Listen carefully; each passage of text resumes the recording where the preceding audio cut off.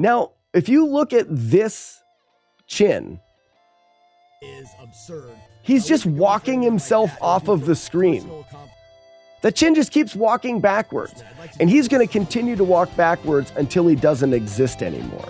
And right now you're going, what the hell happened and why did that happen? And I'll break it down and show you why. Yeah!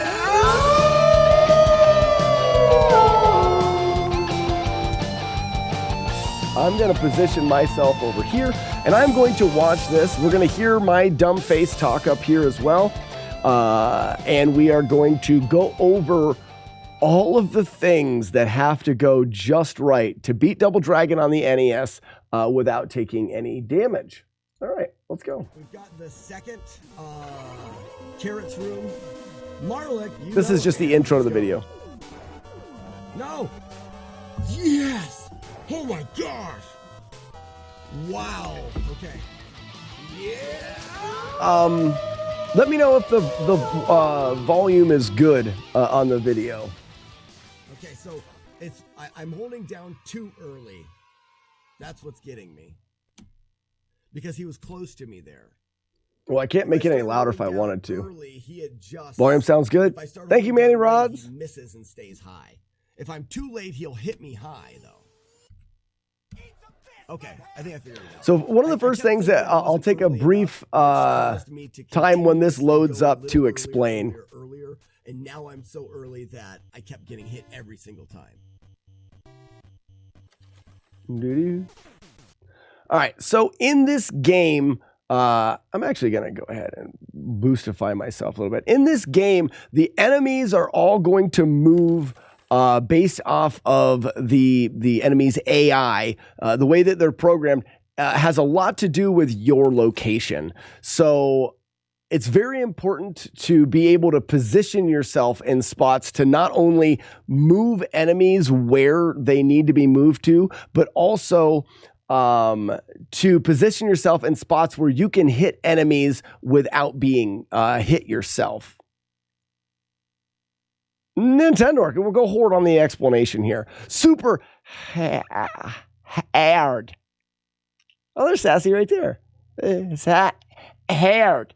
Okay, so in this game, there's multiple attacks that you can do. The main one that we're going to take advantage of is the kicking attack. So the kicking attack is your long-ranged attack. You've got punches, but the punches, you need to be closer to the enemy. The enemy is limited by their range as well. So an enemy like these guys that punch you are limited to the short range of the punch. So in a sense, as long as we're kicking these enemies and keeping them from getting close enough to punch us, they can never hit us. So step one is to try to devise ways of hitting enemies where they can't hit you at all. Wills can only punch, so in this rate, we're just going to kick them. As long as I kick them and they don't get close enough to punch me, they can never hit me. Missing some gales?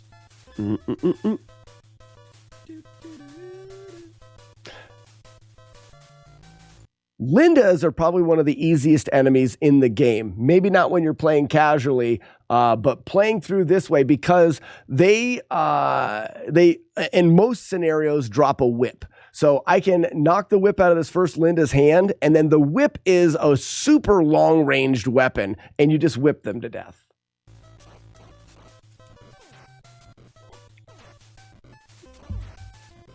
Let's go. Now, in the next room, there's enemies and enemies that pick up barrels, and there's a lot that goes on. Just know that going through this room, where I am standing and exactly where I move is very important to get the enemies to move the proper way. If I am even a few pixels off either way, the enemy's movement won't do exactly what I want. Not that you can't still beat the enemies, but you're not going to be guaranteed of their movement. You see how that guy was stuck moving backwards? So if you look, let's go.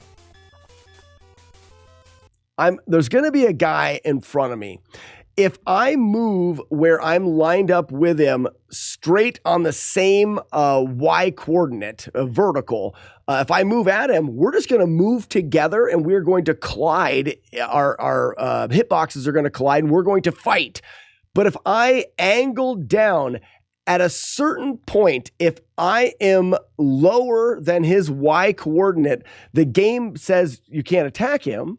So if I'm down here, the game goes, I can't attack him. I need to line up with him, and he's close enough. I need to back up and line up to him. So if I'm here, the game says back up and line up with him. But if I am here and moving, he's going to try to back up and line up with me, and he's going to be forced into an endless cycle of trying to back up and line up with me. And you'll see it right here. Yeah, see how high he is there? And I do that to bring him around and line him up with the other guy. That's what I was doing. Barrel of monkeys. That's getting frustrating. I went really late there. One thing you'll notice on the last guy that I killed, a lot of enemies take a particular amount of damage to kill them, but they don't take, but you can knock them down before they die. So in this game, the only way to die is to have two conditions met. You have 0 life and you're lying on the ground. You can get hit an infinite amount of times in this game and you will not die. The only way to die is having 0 life and being on the ground. So every time you get hit, your life is reduced until it's at 0. And then you can just live forever unless someone knocks you down. So you can knock people down with their life not at 0. And you'll notice what I do is if you do a combination of punches, you'll eventually knock the enemy to the ground. But if you stop before you finish your combination and let that series of hits, that combination run out, you can go back and do more damage without knocking them to the ground. And you'll see that with this last enemy. So this last enemy, I kicked him a few times and then I backed away so that when I did finish the combination and I did kick them to the ground, he had 0 life and he'll die. Just to show how precise every move is. What a cool Zelda stream. We did Zelda all day. We're just doing something a little different, money. Now there's a lot of really weird shit that happens right here. So I'm going to wait in this spot. It's a particular spot until Linda comes in. Now, enemies in this game, their movement, like I said, is based off of that AI. There's a couple things that they want to do. They want to hunt you down. They also want to pick up items if they're on the ground.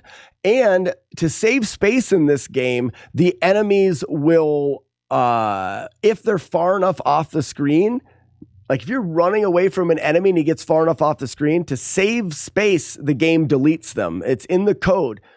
X far away from the enemy, make him disappear.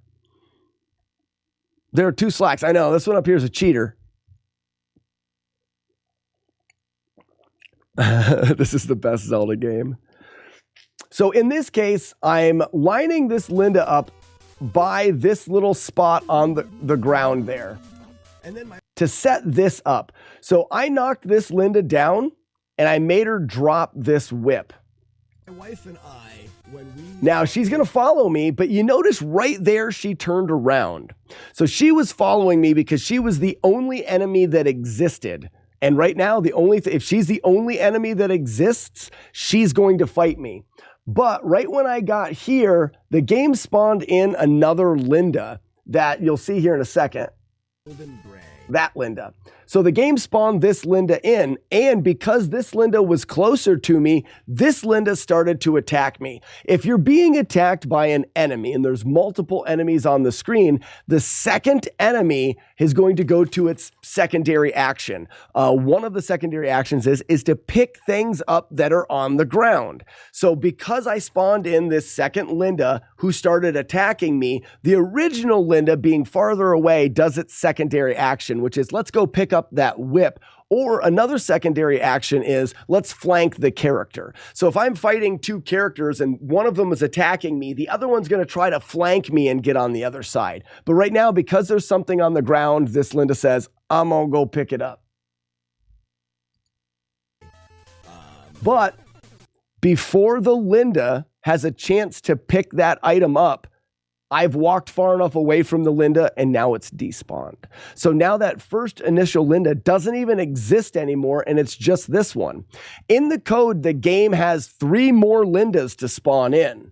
But because this Linda is attacking me, right now the game is going to spawn a Linda in. It's going to go after the whip and despawn. Spawn the next Linda in. Go after the whip, despawn. Spawn the next Linda in. Go after the whip and despawn. And that's because I initially dropped that whip in just the right spot that it is there. The enemies are spawning in and going after it and despawning, which leaves us with only one enemy to beat, and then it's over.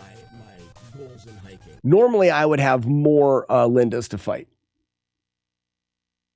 Yeah, I don't beat the Lindas. We erase them from existence. So through hiking.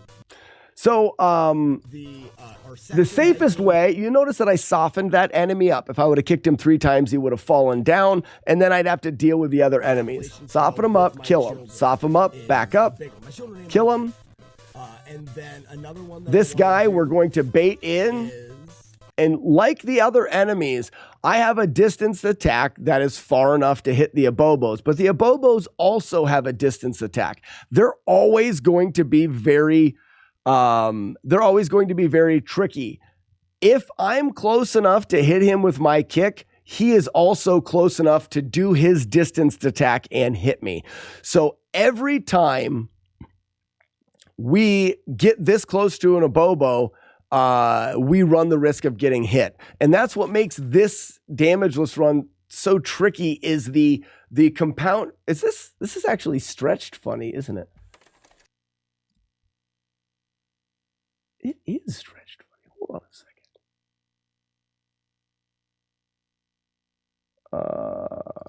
There. Why didn't anybody tell me that? That's what makes this damageless run so tricky is the amount of things that need to go right are pretty big in this.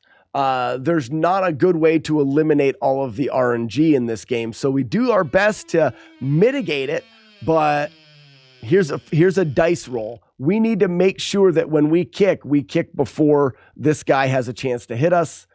We get it. He falls in there. We're done. But that's we survived one roll. Visit the Appalachian Trail after my wife and I raise our children. So when they're out of the house and our job is similar thing, manipulating the people's movement here, keeping them from getting knocked down until they're at 0. So they only fall down once. Otherwise, they get back up. There's a dynamite throw. So I got close enough to that Will so that he would throw dynamite, and then I backed up. Very nice. Another thing, I'm picking up that dynamite at the right time so the punch misses me. Very nice. So it's just a tricky thing that you get used to doing. So the reason why, there's a bunch of different ways to do this, and the speedrun does it a bunch of ways. The reason why I do it this way is because this guy with the bat, the only 100% way to get by him is to hit him with dynamite. Jump kicking is a possible way to approach this guy, but an interesting part of this game is you unlock skills. So you use experience points, and the more points you can see underneath over here I've got the cursor over here. It's one player, and then it's got 145 points. Every time you kill, or not kill, every time you hit an enemy, you get more points unlocking skills. But they also unlock the skills for the enemies. So if I had more points here, I could unlock 3 hearts. 3 hearts would allow me to jump kick, but it would also allow every enemy in the game that can jump kick to also jump kick. Remember, we're basing a lot of our strategy off of being able to hit enemies before they're close enough to hit us, guaranteeing that we don't get hit.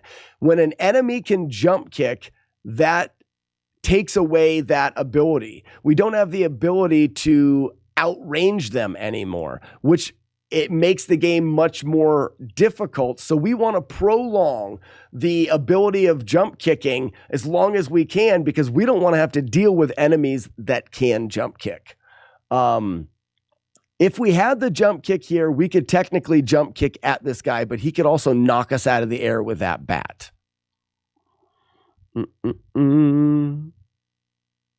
A well-timed kick, Lucky.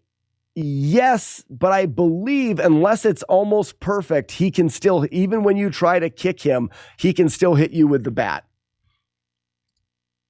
Get blown up. You may be able to do it frame perfectly, but I'm not sure. Afterwards, and see what our conversations are about. You guys got to imagine. Can you imagine being around? So making him drop the dynamite, kicking them from a distance, getting their life low enough. Besides talk, my wife and I talked more. Come in. Who is it? What's up, bud?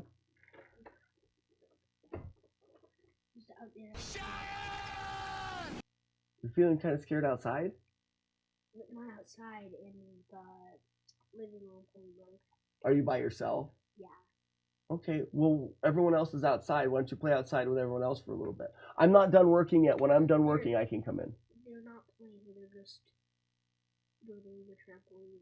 So go help them build the trampoline. You're going to want to use it. You should help them build it too. And that way you're not inside by yourself if you're feeling a little scared. Oh, they're not absolutely building the trampoline now. Henry's playing with the toys, I think, and TV. I don't know what TV's doing. So Mom's just talking. Okay. If you don't want to be by yourself inside, then you need to be outside with everyone else until I'm done working, and then we can hang out, okay? I'm sorry, bud. Close it all the way. My oldest really likes video games, and to a point where he's inside right now playing Minecraft by himself, and he doesn't want to be by himself. Well, then you have to be outside where everyone else is. I'm inside by myself too. Do you have any suggestions for me? Jodosh, have yourself a cup of coffee. That'll help. You said people's movements, and I thought, okay, I'm behind here. Who makes the wolf howl? Ferrari, thank you for the follow. Okay, in this next room, we're gonna do some tricky stuff. You'll notice that as I move across this screen, we were on the Appalachian Trail than most couples do in the first. Oh wait, is this? I have a big long talk here. No, okay.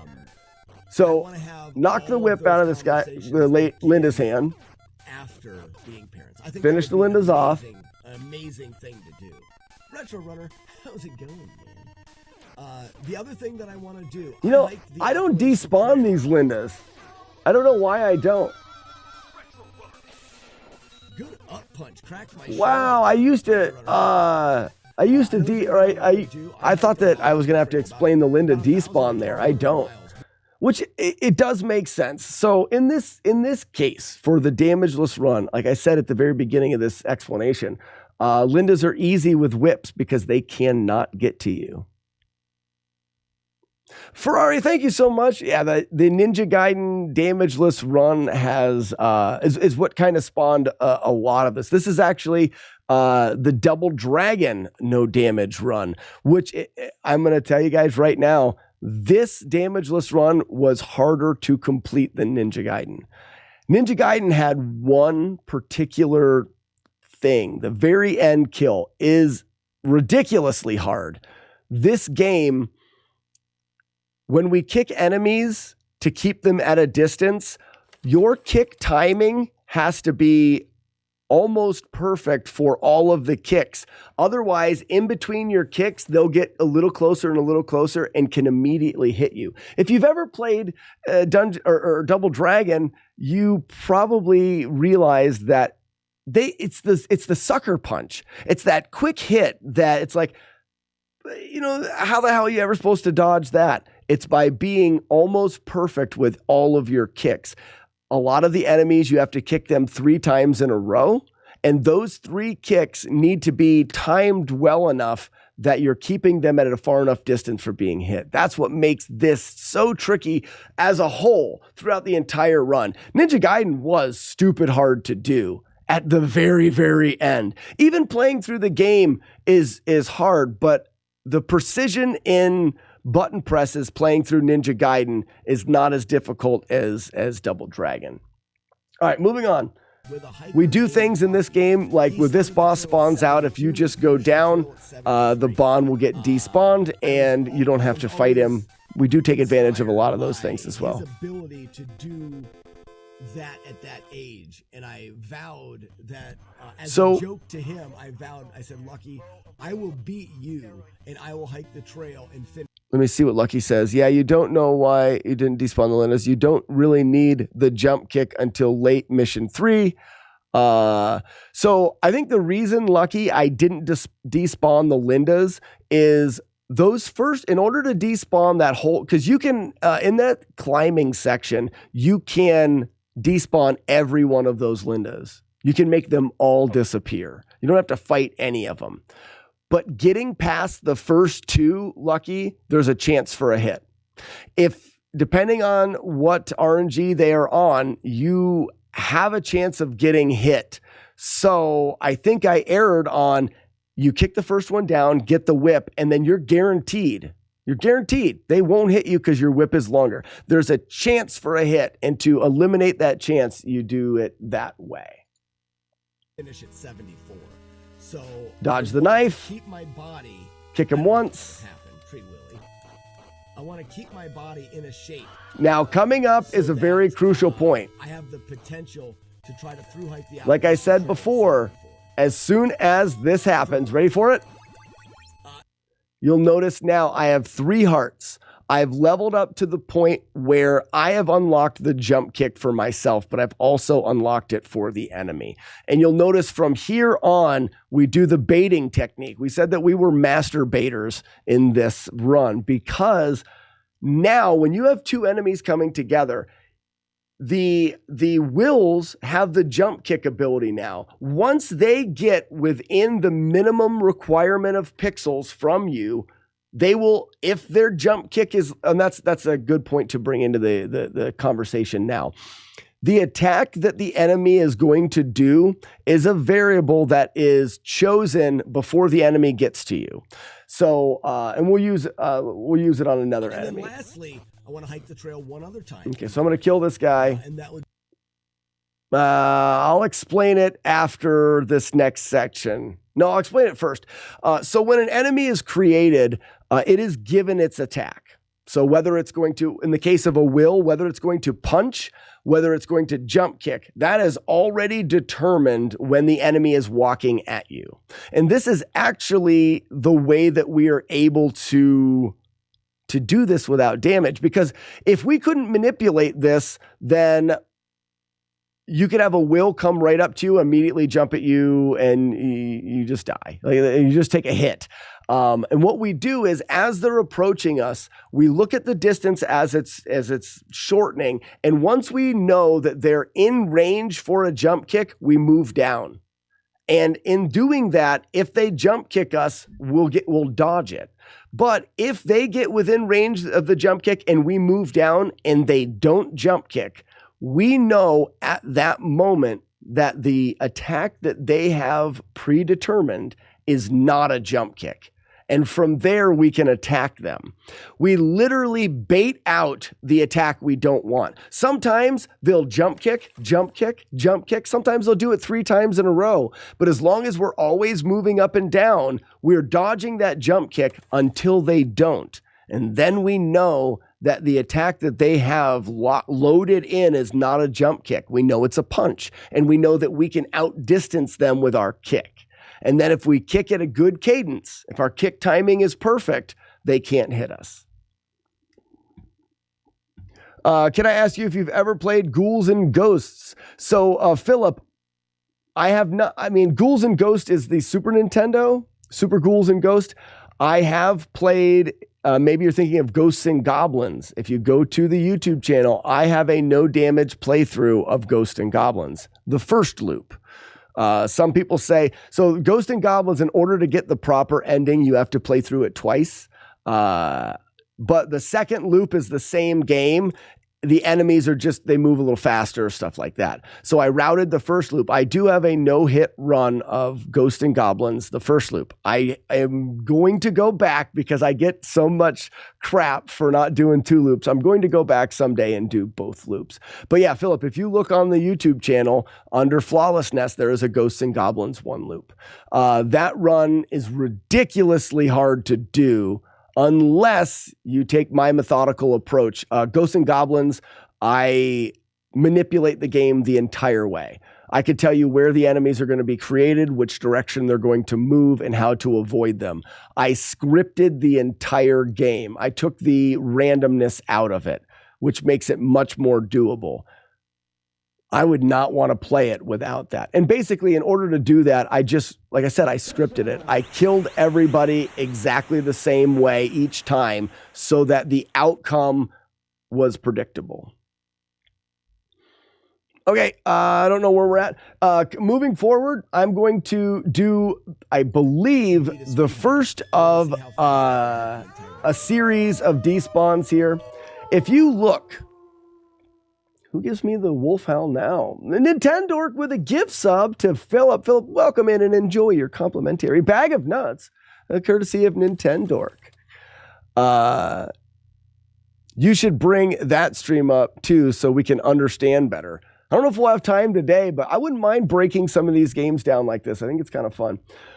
You'll notice that I'm pushing this guy backwards. I spoke a little bit earlier about how we have enemies that are attacking us. And then we have, if there's another enemy on the screen and he's not the active attacker, he's going to do one of 2 things. He's either going to pick up an item that's on the ground or he's going to try to flank us. And right now, we're about to do something that you wouldn't see. Let's just watch it in full motion first. I wouldn't be going for, the record. Now, if you look at this chin, is absurd. He's just walking himself off of the screen. The chin just keeps walking backwards, and he's going to continue to walk backwards until he doesn't exist anymore. And right now you're going, what the hell happened and why did that happen? And I'll break it down and show you why. This is actually something that I came up with, and I'm super proud of it.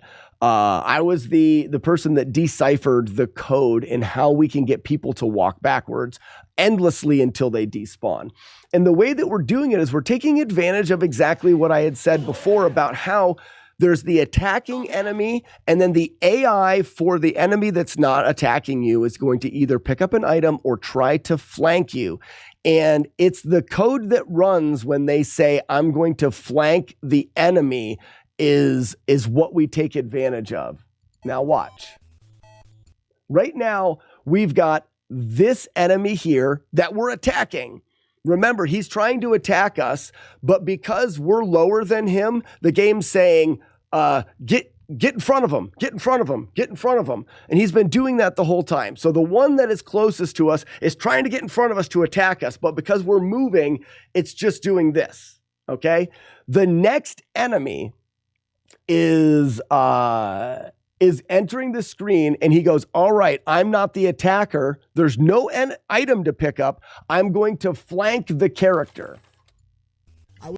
So right here, he has started to flank me. What happens when an enemy flanks you is they will start moving backwards and get on the opposite side of you as the other attacker is. So if we had 2 enemies sitting there and I was attacking this one, the enemy on the top would walk over here, turn around, walk backwards, and get behind us. So the code is basically saying, walk backwards until you are on the opposite side of the character as the attacker. That makes sense? That's what flanking is. That's why I called it flanking. So what I'm going to do is as he's walking backwards, I'm going to move up, lining up with the attacker. When you line up with the attacker, he's going to attack at you. While that attacker is attacking at me, he's in his animation. He can't move. So I'm going to move up. He's going to attack me, and then I'm going to move back down and get on the right side of him. In doing so, we confuse the enemy because this enemy's code. I wouldn't be going Whoop. for, I mean, the record. Let me go back. This enemy's code right now is saying move backwards until you were on the opposite side of the player as the attacker. But because I can do that, I moved up, making the attacker attack me, and then I moved down and got onto the right side of him. So right now, this guy's code is saying move backwards until you're on the opposite side of this guy. And it cannot happen. He's in a loop of code that he cannot do. He cannot do that. So he's going to constantly move backwards until he's on the opposite side, and it'll never happen because he's going the wrong freaking way. And we can do that. Anytime there's two enemies on the screen, we can make one of them back up indefinitely. We don't do it all the time, but we technically can. As long as I do not move on to the left side of that guy, he can never make that code correct. So now I can just punch this guy down. You'll notice right there, I moved up and down. By moving up and down, I baited out this enemy's distanced attack. Once I knew he wasn't going to give me a distanced attack, I can walk right into his hitbox and I can punch him. Like that. It would be for personal. Now I can line up over top of him and just continuously punch him, never giving him a chance to attack me. It would be amazing. But like, real quick, okay, right, go ahead. we're gonna go down to the creek. Sounds good. Tom Terry stopped by. He was very thankful. Oh, because I brought him Yeah, that he thing. was like, I don't want to bother him, but I'm saying, tell him thank you so much. His son-in-law, but not really their boyfriend or girlfriend. Of his daughter. Okay, Yeah, that's who it okay. was. So he told me that he had Chocolate Brick quoting him for Windows, and this Chocolate Brick guy just told him that Milo Miller has opened up for a little bit. Ooh, really? Yeah, Milo Miller Sr. So he gave me his driver's number, and he said, I'm going to get him to install my Windows. He said she's going to try to get him to install the Windows if he buys them from Chocolate Brick. So we should contact him and... Immediately. Yeah, I have his number. Because if he's going to come down here, why not do both jobs? Right, right. So I have his number on my phone, so when you're done... As soon as I'm done, I'll call Yep, him. okay. Very good. That's awesome. Yeah. What was I saying? Okay, I punched this guy down. I don't remember. I had a point I was trying to make. Despawn. Yeah, Philip, that's actually one of the reasons why I do what I do is the nostalgia side of it. I played this game so much as a kid, and right now I can get the revenge I deserve on this game because I know so much about how the game functions. Oh, I was talking about earlier, I said the reason why I think this damageless playthrough was harder than Ninja Gaiden, every time I punch that guy, if I wait even a few frames, even a few fractions of a second too long, he has time to run his code and punch me. So while I'm punching this guy, these punches are perfect. I think I can do it in 90 days. If I let him go too long, so every one of those punch timings is very precise. And that's why I think this is more difficult because Ninja Gaiden, even though it's a really hard game, once we routed it, the individual inputs that we had to do to get to the end, which the end, again, stupid hard. But throughout the game, the individual inputs were not really that tight timing. We had to memorize the entire run. We had to have a couple things RNG wise go in our favor, but every one of these punches, if I delay a little bit too much on one of these punches, I'm going to get hit. As this guy comes at me, you'll notice I will 90-day challenge and I'd stream it. Bait. Okay, I moved up and down a couple times because if he loaded in his distance attack, which could hit me before I can hit him, if he loads that in, he would have tried to do it there and I would have dodged it. Because I moved up and down a couple times while he was in range and he didn't use his distance attack, I know right now that it's not loaded in and I can get close enough to him and just start knocking him down. Any miss of those punches is the game's over. Like 45 days. And not only, and this is another thing, not only do I have to press the buttons at the correct timing, if I ever press a button too early, in between punches, there are 16 frames, which is about a quarter of a second. So when I punch, I have to wait a quarter of a second before trying to punch again. If I do try to punch within that time, it won't come out. So you have to be fast enough, but you can't be too fast. If you try to punch again within those 16 frames, the game will not let you punch because you're still in the animation and you'll immediately get hit.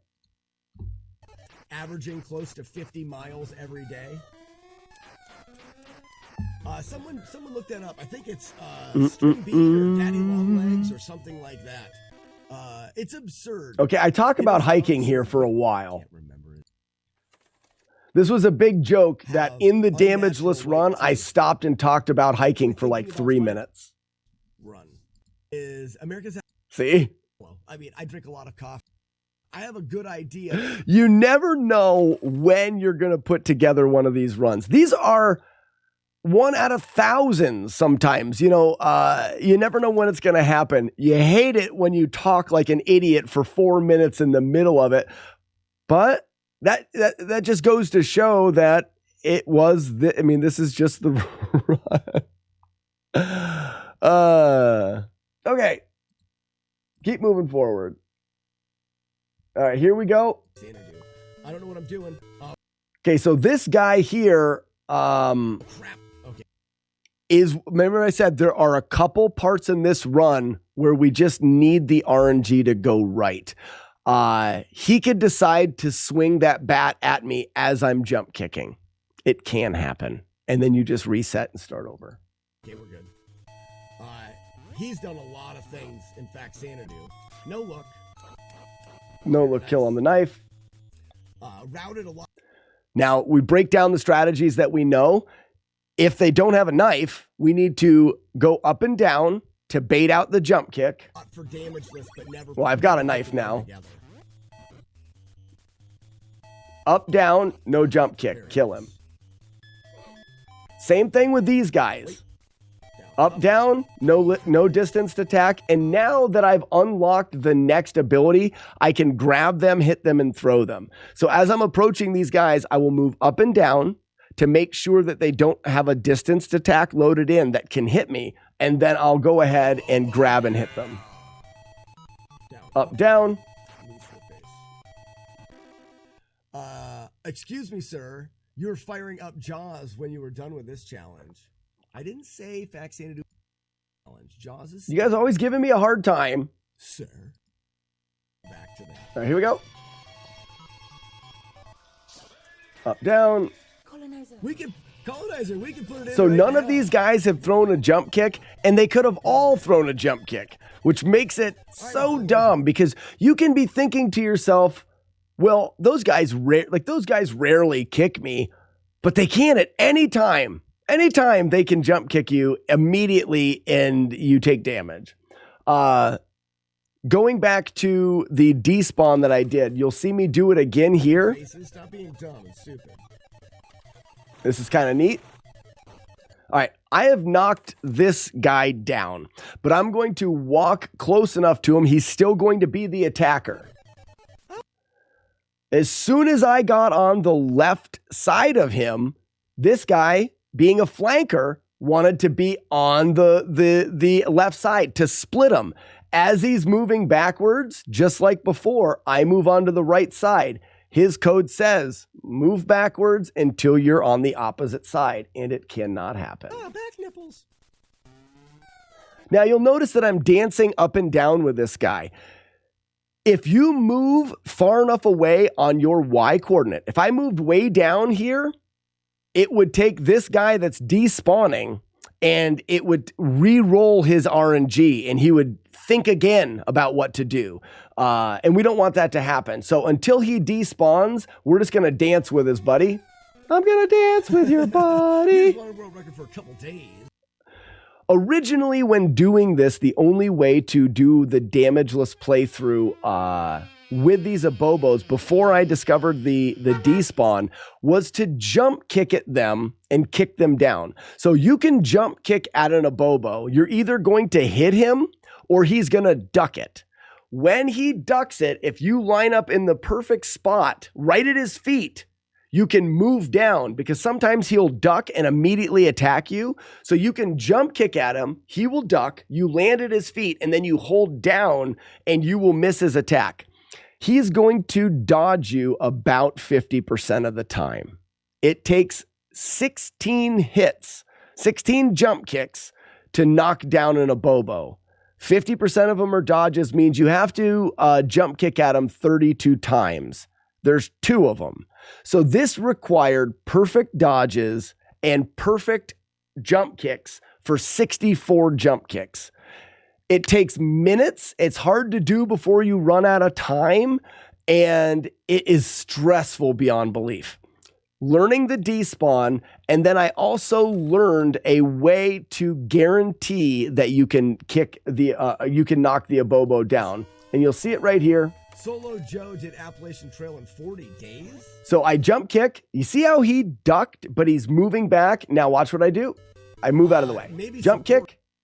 He ducks. He moves back. I move out of the way. So that's the timing. It used to be we had to do that 64 times for both of them perfectly. You have one on each side of them. You jump kick, dodge, jump kick, dodge, jump. It was a nightmare. But now, dodge again, dodge again. FT. Boom, I got him. So eventually, and you see, he could dodge so many times. And with both of them back to back, it became really, really hard. 64 jump kicks, that is 128. We did do the headbutt percent, I forgot. We have beat this game only headbutting the enemies. Now that he's knocked down, we can do something really interesting. This game will allow you to kick, but while you're kicking, go directly into a jump kick. So what I'm going to do is I'm going to press the kick button and then flatten my thumb out to press both of the buttons. And because I have the jump kick, he will kick and then immediately jump kick. And what this does is this negates the abobo's ability to duck your kick, because I'm going to stand over top of him and I'm going to be lined directly up with him. When he stands up, his code is going to say, I'm too close to hit the player. I need to back up a little bit. So when he stands up, I have a few frames in which he cannot attack me because I'm lined directly up with him. He will start to back up. As he's starting to back up, I will press the kick button, which will put him in his animation of being hit. And when he's in his animation of being hit, he cannot duck. So I line up directly with him. He takes a few frames to back up. While he's doing that, I kick.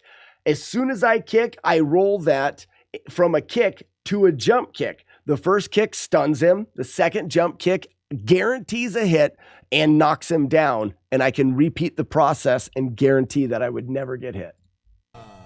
Or FKT. See how it's a quick kick? You can almost not see the kick. It happens so fast. Like speedrunning a video game. And this is a perfect way to fight an abobo. Now, you could potentially do that to both of them, but you can't really do this while you have the other one messing with you as well. All of your own supplies, do all of your... Are you going to break down the beer NATO? So I tell you what, with throat stuff. The beer NATO, I've been continuing to practice it. I'm having a really hard time getting past a half a beer. It's Dr. Mick Beardface, Weevil of Doom, jerkhead. So that strat is great. Now we're going to come into the murder death carrots. The next section of this game is RNG. Yes, you can get through this section. Whatever. Yes, you can get through this next section without damage the majority of the time. There are a few patterns that you can get which are just going to do damage to you. Doesn't seem to matter how slow you go or how safe you are. This next section of the projectiles falling from the ceiling can just get you a hit. You just try your best to dodge them. Stupid carrots of murder and death. We have evaded you. So in that section, that's another. So right now there's been 3 or 4 spots that can just reset the run. So Buttershanks, the hard part of the tornado is the foam, but that's where you can't do the tornado and gulp the beer. There can't be any gulping. As soon as you swallow and gulp the beer and you close off the passageway, the beer foams up. You've lost. In order to do it, you have to be able to keep your throat open and just dump the beer into your body. And it's not easy to do. Okay, moving on. This next room is also a reset point. There is, like I said before, some enemies can have a distanced attack loaded in. The first one of these guys that comes at us here, if he has a distanced attack loaded in, he will hit us and the run is over. Nothing we can do about it. So you've got a dice roll here. If he doesn't have it loaded in, we can do a series of attacks that lines up both of these guys on top of each other and you just punch them to death, which is what happens. Got him.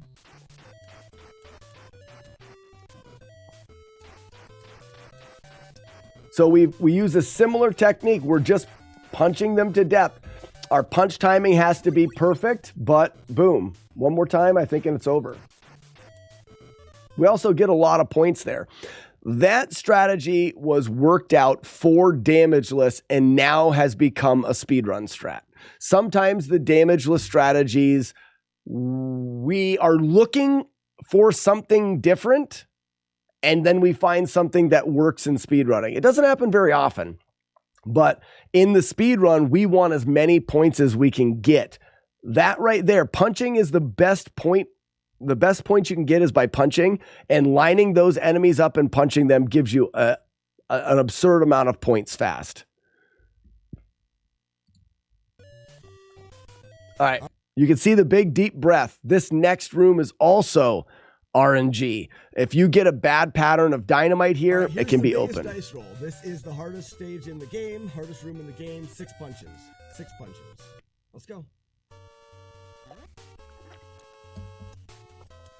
Got him. So really neat what I'm doing here. So I walk in and I immediately approach this first guy to get him to throw his dynamite. And that doesn't always happen. Or does he always? No, he is always going to throw the dynamite. And now he is the attacker. If you're punching at an attacker, there's a chance that he doesn't move. So what I'm doing right now, watch that. You see how he's moving at me? What would cause him to stop? Me punching the air for no reason causes him to stop. So it's a really interesting strategy. I punch 6 times and I'm hoping for the RNG to be in my favor that makes him stop moving. He stops moving over his own dynamite and he blows up. We're also hoping that this will doesn't jump kick at us. So there's 2 things we're hoping for. We're going to jump kick this will before he has a chance to do anything. Got him. If this will jump kicks us, the run's over. So there's 2 different dice rolls there, but now I can throw him. Got him. This next guy is going to come in and blow up on that first guy's dynamite. And then again, we need this will to not jump. But one of the things here is you'll notice I walked at him and then walked away. We can keep him from jumping there, but it doesn't always work. The run is now a live one. I say it's an alive run because if I perform from here on out, I can win. I can win. These blocks are something that this was quite a controversy when we decided to do this run. Those blocks can hit you. And there's just nothing you can do about it. Even if you jump off of those ledges and you try to go as fast as possible, those boulders can hit you. Falling off of this ledge does not do damage to your character. It does not. In no way do you take damage. You can fall off that ledge until the end of the game, until you run out of time, and you will never take damage. If you have 0 life and you fall off this ledge, you will die. Like I said at the beginning of this, there's 2 conditions to dying: having 0 life and being in this position, which is lying on the ground. If I'm lying on the ground and I have 0 life, I will die. That's the condition of the game. But getting knocked down or falling off that ledge does not do any damage to you. The only way you can die from that is if you already had 0 life. Well, this is a no damage run. I've taken no damage, so those falls don't do any damage to me. The reason why we allowed falling in this run is because otherwise we are subject to something that is completely out of our control. You'll notice that when I run across this, the boulders have already went by me. So these next boulders that come after that can't hit me. The first boulders go over my head, and then the second set of boulders are behind me. It puts us in the window between the boulder spawns so that we can get through there. If not, you are potentially going to get damaged there, and there's nothing you can do about it. So falling off the ledges keeps you from taking damage there and doesn't give you damage. We allowed it. I don't like it, but we allowed it. Marlick, you know it, man. Let's go. These carrots coming down are also a reset. You can get carrot spawns here that just hit you. No. That dodge was Oh my God. awesome. That was an awesome Wow. dodge. Okay. 1 and I go. 1 and I go. Wait. Good. We use the Abobo's AI to allow us to push him to that gap in the rock and knock him through. Jump over. Again. Go. Push him. We use punches to get some extra points. Let's do it. I won't go into exactly how all this works, but we're going to take all these Lindas for a walk.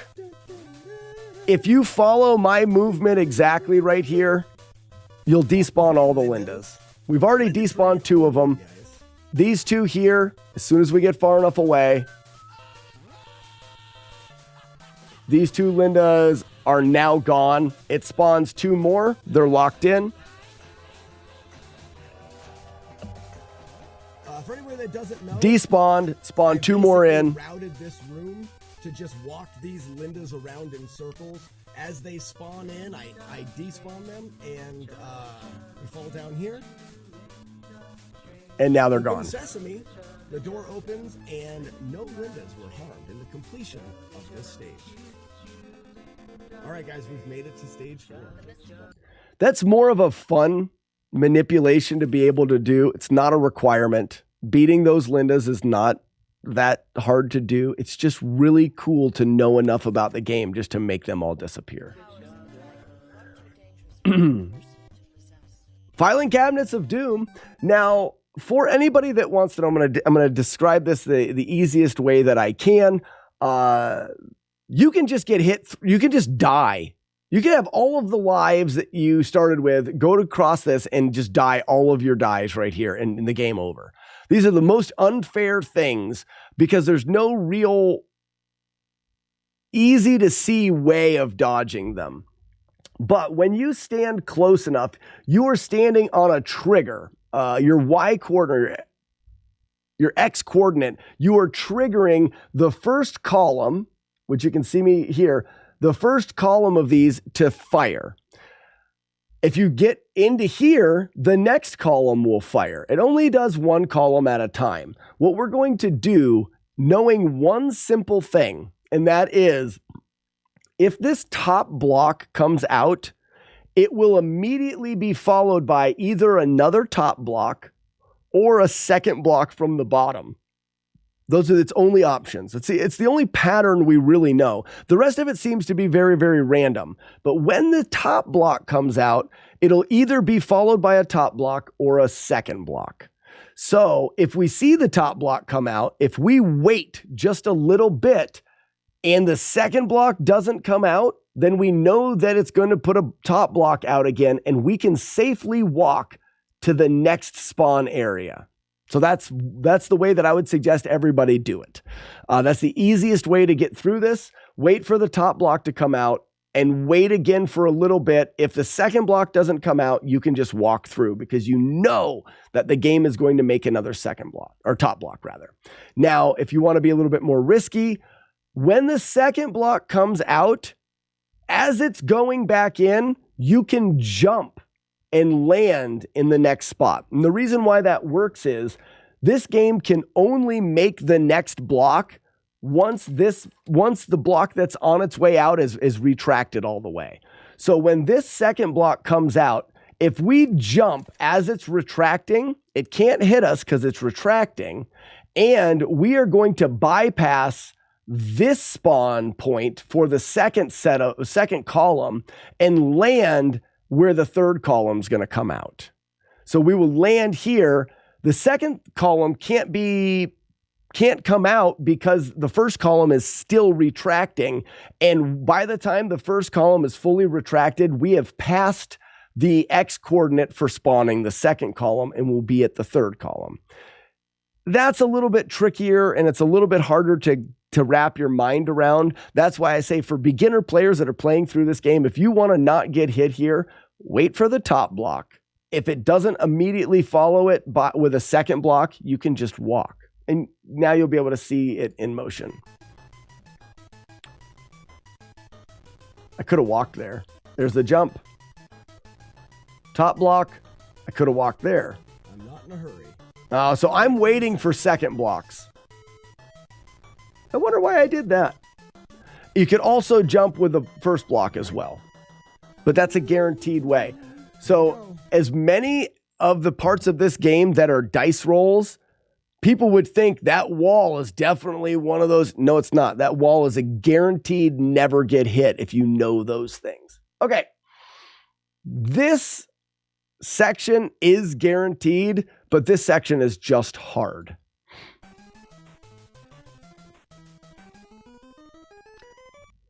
Because of the way the game works, when we came into here, this guy chose to back up. He was initially the one fighting us.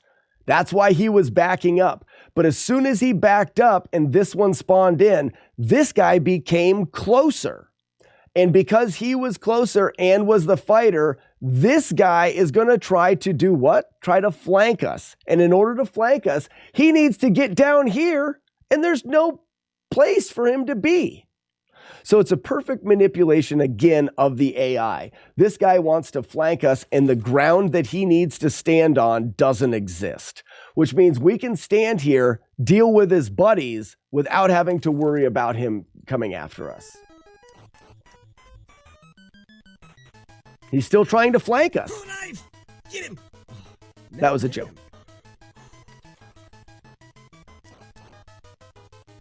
You'll notice that I'm baiting the jump kick or baiting the distanced attack from these guys. Once I know that they don't have a distanced attack, I can kick them at the right spot to grab and throw them in the pit. Bait, kick, throw. Now, one more. Bait, kick, throw. Now we're down to just this one guy left. And I think I need points from him.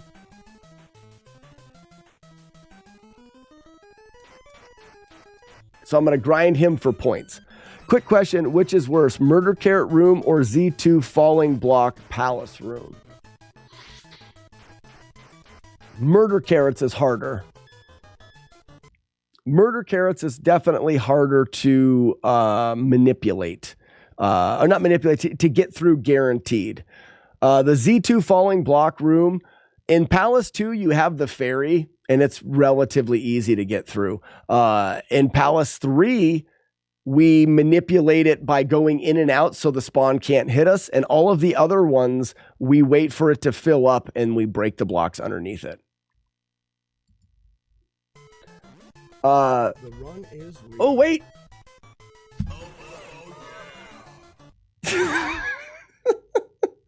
I forgot we programmed that in. There's an Abobo that breaks out of the wall there that never can hit you. I mean, you just climb up. But we programmed in an Abobo that looks like the Kool-Aid Man. Abobo, yeah.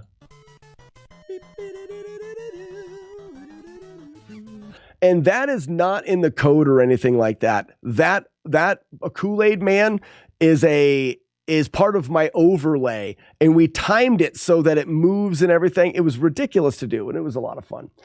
There's a perfect pixel that if I stand on here, I can actually be on this platform but not spawn anybody in.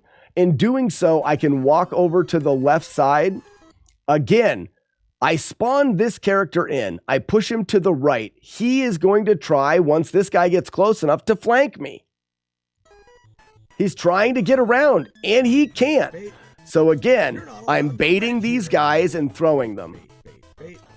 No tickets. Throw. The guy's still trying to flank me. He can't. There's no ground for him to stand on. Taco Tuesday. Wait, go back. Oh man, why did he? See how you can manipulate their movement?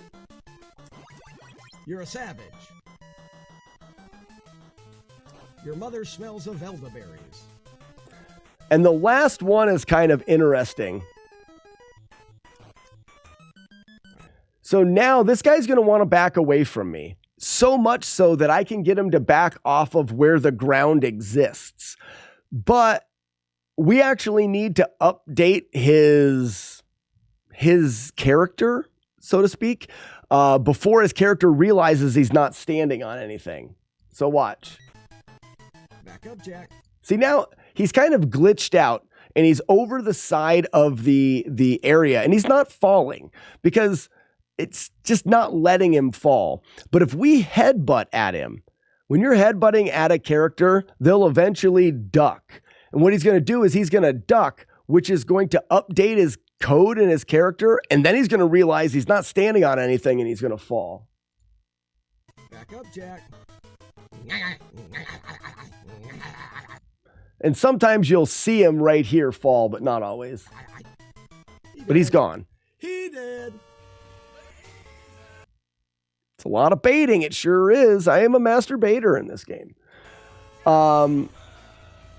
This guy can jump kick at us, and it's almost impossible to dodge. So again, I use the falling off of this ledge to get him to fall off of the ledge to go. What up, toasters?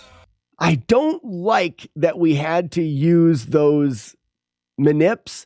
But that guy in the door can just jump. The door can open and he immediately jump kick at you. Lucky's clarifying. It's just a shitty spot. Yes, he doesn't always do that. But again, if we went back through this video and we tallied up all of the things that randomly have to go right, we're probably at 6 or 7, 8 different things that have to randomly go right. When you start to say, okay, that is a 1 in 5 chance, and then you do that 8 times, your success rate just to have all of those things line up is already really terrible. Now you've got like a 1 in 200 chance just for the things to line up right. And then you, on top of that, have to press all the buttons correctly. So we really need to limit the amount of those things for these runs to even happen. So when we found out that there was a way of doing that, and due to a technicality, we don't take damage, it was allowed.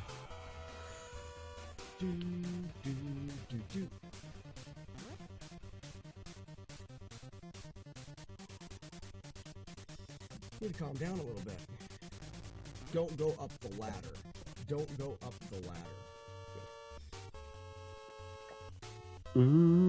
So there is a chance that he goes up the ladder there, and I could never figure out exactly what made it happen. And when he does, it off that ledge. Yeah, not good. Stop looking at chat. If he goes up the ladder, he despawns, and then another enemy will come out of this door. And the enemy will be right at the top of the ladder, and he's just a pain. Just do it.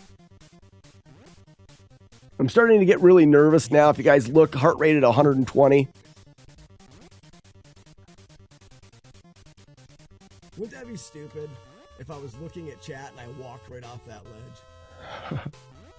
All right, we got to... Looks like the internet is really being dumb right now. I'm going to see if it catches up. There it goes. Bait, and we're kicking. Bait, kicking. Let's go.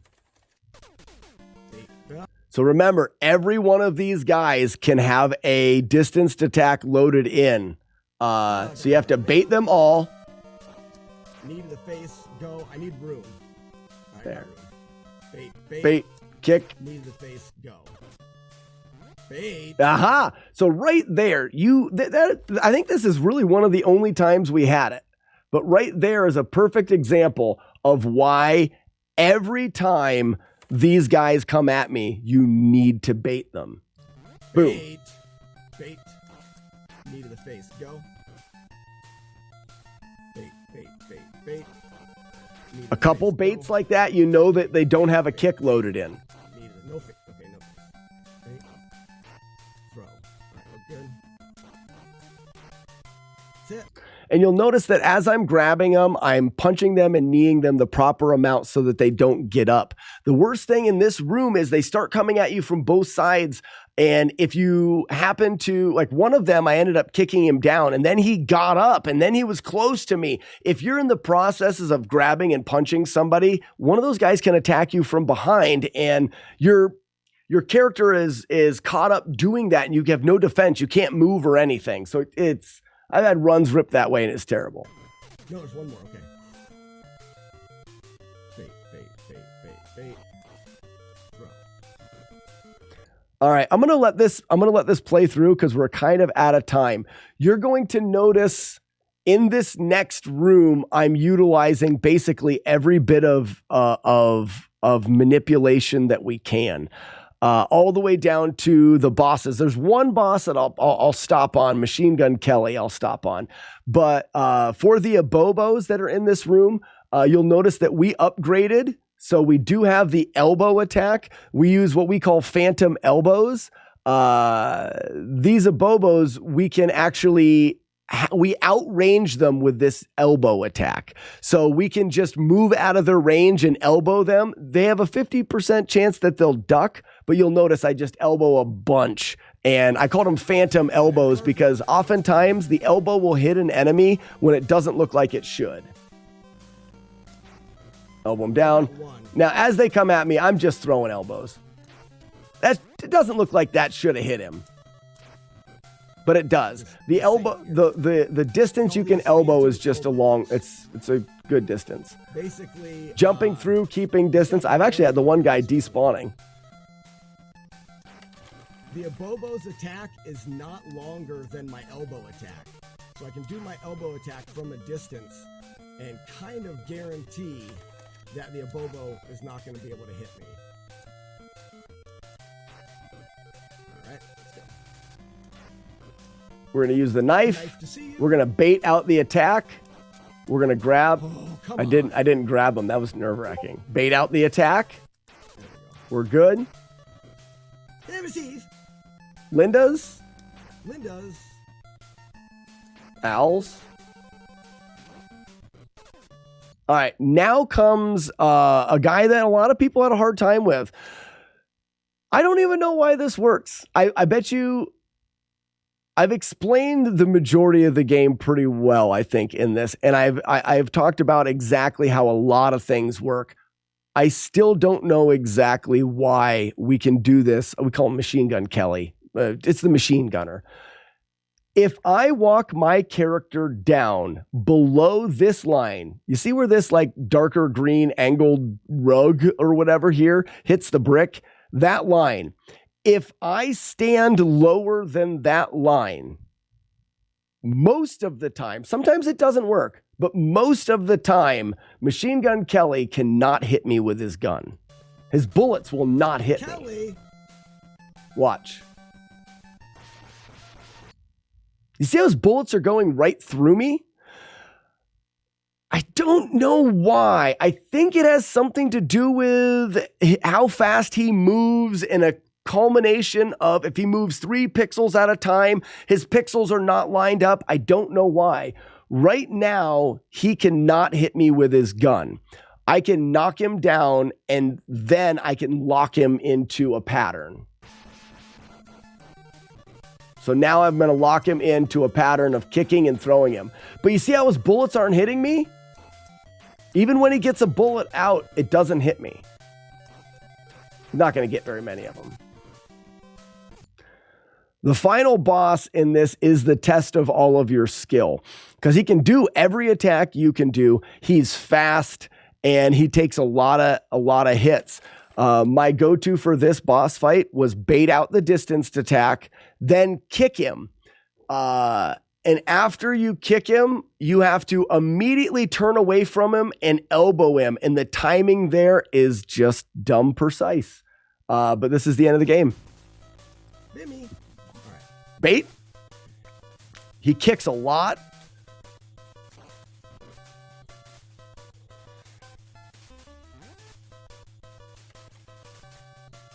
My heart rate's 130. You think I'm a bit nervous?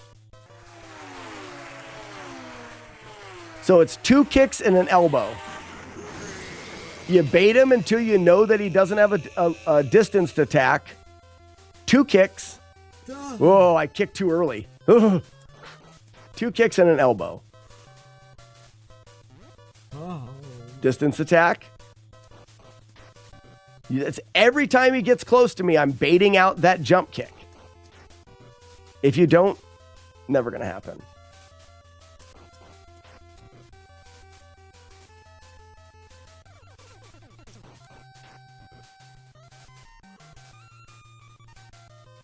No. If my kicks are not timed just right, he'll hit me. If my turnaround elbow is not just right, he can hit me. There's so many chances for damage. Heart rate 146. God, you fucker. Oh, F-bomb, sorry. Wrong button. I'm freaking out now. That's it. That, guys, is to our knowledge. Romeo, what's the going on? very Both Romeos first in chat. ever damageless run of Double Dragon. Release the frickin' doves, we did it! Bang over. Oh my gosh.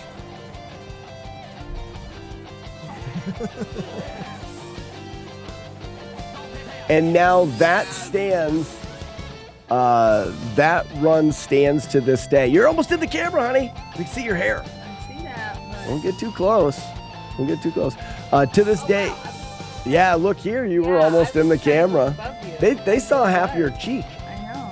Don't get it. It's on my ear. There's the ear. The ear. Candy. So to this day, that run stands as the only damageless run. There's been some people that have tried it before, but it has yet to be repeated. I challenge anybody to find another one that is not a segmented run. There's a lot of YouTube videos and stuff that have popped up of people doing segmented. That is a one segment, no splitting or editing videos. And I've looked a lot. I challenge anyone to find another one. And that was a brief, also a brief explanation. And maybe I will highlight this and put it on YouTube and see if people like these long-winded explanations of how the damageless runs are done. Okay, that is it.